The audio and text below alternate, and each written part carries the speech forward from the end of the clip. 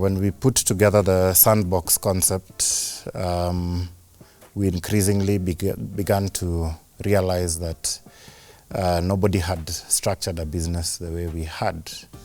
Sandbox is a very innovative concept. We call it a one-stop shop for supporting entrepreneurs. It's a physical space. You come into one location and you're able to find all the different types of services that you'd need as a business person. To date, we've been able to bring together 33 different professional services and still growing. And so when we finished setting up the sandbox, we realized, when we looked around the world, we realized nobody else had done it the same way we had done it. And so it's a new concept, not just for Kenya or for Africa, but actually for the entire world. And we launched in February of 2020. And right from the day we launched, because we made a lot of noise about it on social media, on LinkedIn, on Facebook and the like. And right from the moment we launched, we got a lot of people, one, very excited about what it is that we were doing, but we also got a lot of people from all over the world very interested in what it is that we were doing and asking if we can go and set up in their countries, if we can go and export this concept to their countries. So all the way from the US to Europe to Asia, other African countries. And so we realized that we really had created something unique and that it is something that we can grow and scale across the entire world so that whatever solution we have here can be experienced by other people out there. And so, yes, we're in the process of, as we put the concept together, we're in the process of also seeing how we can open up other sandbox locations, not just in Kenya, but in East Africa and also across the world. So it's a moment of pride for us that we could create something that the whole world gets to celebrate.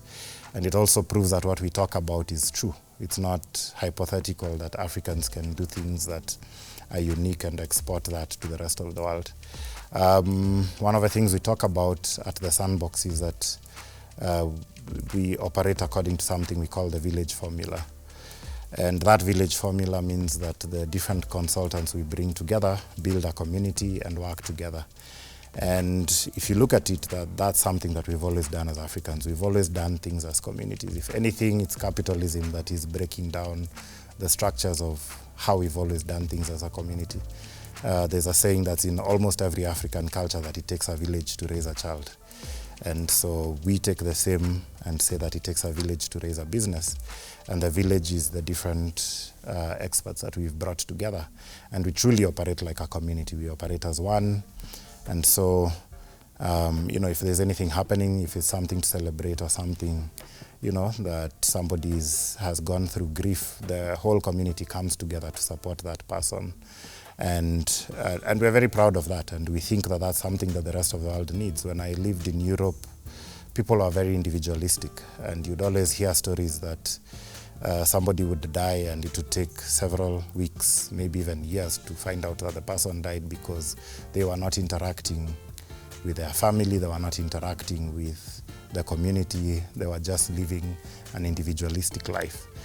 But as Africans, we are very proud of being communal driven, and we are keen on asking, can we bring that community back into how people do business so that it's not about individual profits, but it's about how the whole of society benefits. Because if you look at capitalist structures and how they drive individual gain, where you can have in the same society one person with billions of dollars, and in the same society you have homeless people.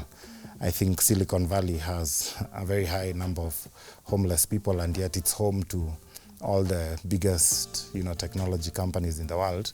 How can you have that same thing happen in one society? And for us, that would be very un-African for something like that to happen. And we would look at how does everyone benefit, not just the people driving the businesses, but the community that they come from as well, and the society around them as well. And so we hope that this whole village concept becomes something that we can promote in business for other people to learn from, copy, and benefit from as well. But if you look at the other side of it in terms of, so the positive thing would be, people celebrating what we do and wanting to learn and copy from that, and, us having a concept that can be built and exported. On the other side, in terms of the challenges, it's been very difficult just doing business in this environment. When I mentioned about curiosity about why Africa doesn't get the full benefit of the resources it has, it boils down to the values that we have as society, where people feel like it's okay or think it's okay to steal from their fellow citizens. So you'll have people getting into government or into politics simply because they see it as an avenue for getting rich quickly, which is a very capitalistic thing. And instead of looking out for the benefit of the whole society, they look out for their own individual benefit. So you'll hear of scandals all the time, people stealing money from taxes to enrich themselves. And that mentality is not only in government, it's also there in the corporate space, where you have a lot of corruption, and that now ends up affecting us very directly, where there are many potential opportunities where we would have been able to provide a service for a government agency or a corporate entity or an NGO, but the people who are doing the procurement want to be incentivized to give you the work. So in other words, corruption. They want to receive bribes before they can, pick your company to do the work. So you have a lot of things happening on the continent that are not on the basis of merit. And as a result, the people who do a good job end up not being the ones who get the work, and people who pay bribes end up being given the work. Sometimes they don't deliver anything and they get paid in full. And so you find that the system is set up such that it incentivizes the people who steal, the people who are corrupt, to be the ones who get wealthy quickly, and those who follow the rules are the ones who struggle to build their businesses. So for us, it's been really, really difficult, even getting to the point that we have. The initial company I mentioned, we ran it for almost 16 years, struggling to build it. Before getting to the place where we've built the sandbox, and it's a bigger concept that is able to make money on a larger scale than what we were doing before. So you'd find a lot of the honest business people are the ones who are struggling a lot, having to go through a really, really difficult time. We have been through it ourselves. We've been through a lot of difficult times in the past, where because we were not going to be corrupt, it meant that we were going to lose out on business that we should have gotten. And where we maybe should have gotten a certain government certification or something, because again we refuse to be corrupt. It would take so much longer to get the certifications. Whilst there's all the good things about the African continent, there's also the challenges of overcoming corruption, challenge of values. Where people make policies that benefit individuals rather than society at large. You'd find government officials being bribed to pass policies that basically work against the people locally, where you find foreigners can come in and take resources, mine resources, and take advantage of African resources without paying taxes that they would even pay back in their own countries. So you find foreigners come and do things in our own land that they would never do back in their own countries, where they pay off officials and end up getting deals that are structured to benefit them. So we have a lot of challenges as far as our leadership is concerned, and as far as our values as a people is concerned, because in many countries we are the same people who vote in these leaders. So we cannot blame anyone else and say that it came from outside. It's really we who didn't scrutinize and make sure that we put leaders who have good values in office. If you look at Kenya now, we have an election coming up this year. All the front runners, we know their history in terms of what they've been involved in. They've been involved in scandals, they've been involved in money being stolen, but we are still going to vote them in. So it's a challenge for the countries, but also the citizens as well. Because if they are going to turn things around, then we as citizens have to make very different decisions about the kind of leaders we elect at every level of government. Make sure that we bring on board competent people, people with good values, and that also when scandals come up, that we do hold the government accountable, that we protest, when they do things that are not for the people, because it's our resources that sustain the government itself. So I think, have a lot to do to educate everybody to get onto the same mind frame, because right now people are so poor that they accept bribes and will just vote in people on the basis of money that they are given, rather than scrutinizing whether the leader has merit to lead them and whether the leader has the values necessary. So we just believe lies, and out of those lies we end up with leaders that we deserve, but leaders who end up making life very difficult for ourselves.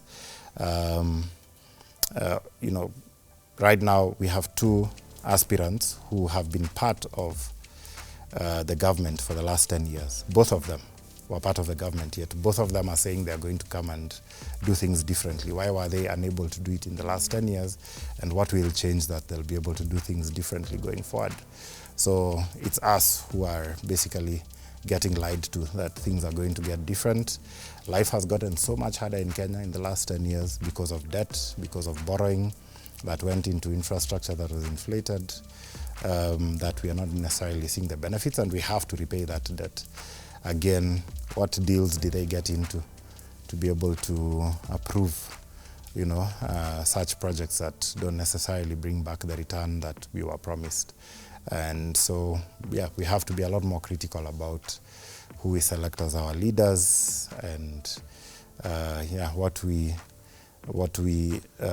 allow them to do even when they're in leadership, and how we hold them accountable. A lot of that needs to change for the environment to change, for us to benefit a lot more as residents. I think there've been a lot of different points where we faced a lot of challenges, to the point where our business was almost closing down. Just in the late 2000s, our business was affected quite a bit, because there's a certain government certification we were chasing, trying to get, that we ended up not getting, and they would give us many reasons why they thought we were not qualified to get it, or put a lot of requirements for us to kind of jump through the hoops. And yet we would look at competitors of ours who we knew did not have the same requirements, yet they had the certification. So it was a bit perplexing as to how they would get it with less requirements than we have, and we are not able to get it. And of course you conclude that there's corruption involved, and they want us to bribe them to be able to get it. And that was one of the times when it got very challenging, because we were unable to get business from large companies, because you need that certification to be able to get business from large companies, and our business actually almost shut down as a result. Although I would say in hindsight it was a blessing in disguise, because we ended up pivoting our business in a different direction, away from that regulation, which has turned out to be a much bigger opportunity down the line. And so, that's when we decided to do a focus on, doing programs for entrepreneurs, and then ended up discovering that it was a very large market that was not served. So problems are not always entirely negative. Sometimes it's the problems that help you become innovative. Part of why we built the village to do business jointly was because we realized that if we marketed our services as a group, as an army, collaboratively, it gets a lot easier than if you do it as an individual. That was also something that came out of our trying to just survive and keep business going, and saying, wouldn't it be easier if we collaborated with other people? So when I look back, I see all the challenges as being the things that pushed us to become very innovative, pushed us to look and find other solutions that were different from what was there. And when we, go ahead and solve the problem, then we find that we have something new that's innovative, that's different. So hardships may be there, but I think they make you stronger. I think they help build your muscle. And sometimes I view our generation as maybe the second real, liberators. The first ones may be the ones that were purported to have liberated us from colonialists, but I think the next liberation needs to be economic, and I think that will be done by business people, it will be done by entrepreneurs. So we don't just look at what we do as a career or a profession, but we also see it as a mission to change how things are done, to do it differently, so we keep fighting, not because it's easy or that it pays off easily, but we tell ourselves if we don't change it, our kids will come and find a difficult environment just like what we found. So the fight we are going through, we may not be the ones to benefit most from it, but our children will find a better environment and maybe have it a bit easier than we did, and have a better environment than we found. So I would encourage, I think, again, talking to entrepreneurs across the continent, I know it's not just a Kenyan problem. I know it's an African problem, probably harder in other African countries than it is in Kenya. When you think about Ethiopia, you think about, West Africa, Nigeria, Cameroon, and, all over the place, Central African Republic. Others are still in situations of conflict, Somalia, Sudan. You have much more harsher environments there. But I would like to encourage the entrepreneurs there not to give up. They are the people who will build the next big businesses as things get better, which they are definitely getting better slowly. If you look at Africa, the last 5 to 8 years, a lot of the countries that were being led by dictators have gone through, whether it's revolutions or change of leadership, whether the leader dies and somebody else takes over. There's been a lot of change of guard across the continent. In almost every difficult country, I think we only have maybe 3 long-serving dictators left in the entire continent, which is positive. If you went maybe 8 years back, that number would have been much larger. So there are changes happening, and as a result of those changes, you see improved governance, improved economies. They say that majority of the fastest growing economies in the world are actually in Africa. So there's still a lot of positive things happening despite the challenges that are there around us. My prediction is that the gradual changes will continue. They're not going to stop anytime soon. And so that makes me hopeful that we are moving towards better and better economies, better governance, better situations where Africans are more enlightened about their situations, and where Africans are also taking charge of their situations, not giving excuses or blaming forefathers, slavery or colonialism, but taking charge and making a difference where they are right now. So that even if it's in a small way, if there are many of us doing that in our different corners, then collectively it ends up making a big difference across the continent. I think so. People resort to corruption and stealing because it's basically driven by greed and individual greed. I think it's also driven by an insecurity where people don't believe that they can benefit or succeed in any other way, so they opt for the easy way out, which is stealing. But I would say for what I've seen with especially the younger generations is that they are people of ideas, they are people of fighting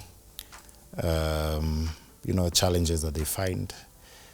They are educated, so they are exposed, they have access, to things like the internet where they can literally find out any information they want or connect with opportunities, not just in their countries, but across the world. So I think that we are living in an era where that presents a lot of opportunities for possibilities for the younger people.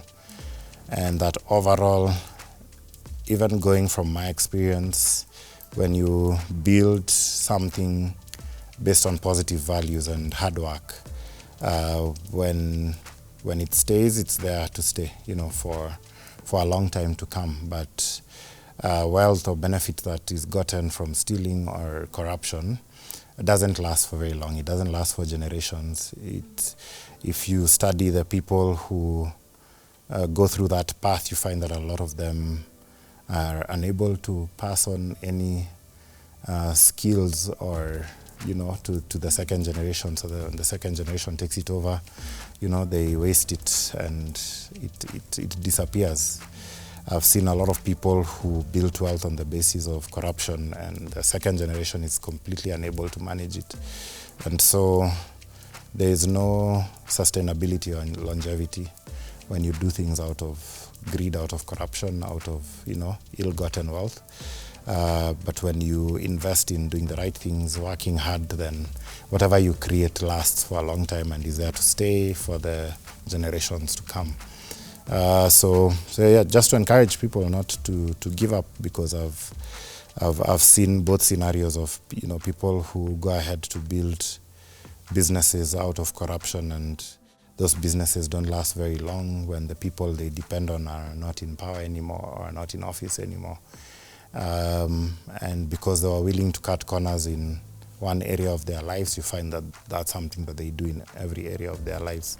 So I think the younger generations have an opportunity to do things differently and build a much stronger society than what we have today, a much wealthier society than what we have today in Africa. I think there is every opportunity to benefit from the resources that we have on the continent, and quite a number of even clients and friends who are manufacturing things like beauty products locally, things like food processing, jams and sauces and all these sorts of things, and they're realizing that they can do a much better job than what we've been importing into the country. I have clients who are building businesses on the basis of organic food that is healthier, that is better than what, again, we import from outside the country. So I think with that self-belief and things that we are investing in now, we have the opportunity to build a much better, healthier society than what has been there before. So it's a battle worth fighting. It's something worth investing in, and it's very fulfilling once you achieve the outcomes based on the work that comes, out of your hands, that's honest, that is, that's different, that's innovative. So I think I would say that it's worth it to invest in doing things the right way. Maybe if I give an example in terms of what we are doing at the Sandbox, one of the things we are looking at as we set up something called the Sandbox Foundation, and actually instead of calling it the Sandbox Foundation, we call it Sandbox Ubuntu, because we look at the whole concept of how can we, first of all, capitalize on the village for impact to our society. How can we capitalize on the numbers so that we can put together the different resources that we have, even if they may be small, but we come in large numbers and put those resources together, then it becomes something significant. And how do we use that village formula to mobilize resources for society as well? So we have come up with a strategy where we are looking at under Sandbox Ubuntu using both the village as the experts who are on board, the different professional services and their companies, to contribute towards causes they are passionate about, but also looking at the larger environment of entrepreneurs that we deal with. We deal with quite a number. We have maybe 2,000, entrepreneurs that we deal with. So how can we also use that power of numbers, that if we all contribute something small, it can be $100 each, but if we are 2,000 of us, that's a significant amount of money. How do we take advantage of, that kind of resources and identify causes in our immediate environment that we can invest in. So we are looking at using that model so that for every sandbox we have, they can select problems that are around themselves and as a community to put together resources, use their professional skills, and create interventions for the challenges that they've identified in their society. I think if every company was to do that in its own small way, then we'd have a lot more of our society's challenges addressed by the companies. People tend to think we are too small to make a difference, but we don't think that any contribution is too small. As long as it's happening in large numbers and at scale, then you'd see a lot of benefits coming out of it. It could be paying school fees, it could be supporting a school, it could be supporting the homeless, it could be supporting, poor people. But whatever it is, if we do that on a large scale, then we might end up wiping out the challenges that we have as a society. Just to encourage people across the continent that there's hope. There's always hope, even if things look really dark. Changes come because we as individuals choose to fight that battle of creating change, and even if we go through really difficult times, hanging in there, finding ways of continuously encouraging ourselves, but also finding ways of collaborating where if you find you're doing something and there's someone else out there doing something, come together and put your resources together, put your networks together and tackle the problem as a larger community rather than by yourself. And that way you find that you build an ecosystem that's able to keep encouraging itself to continue to fight that battle for change on the continent.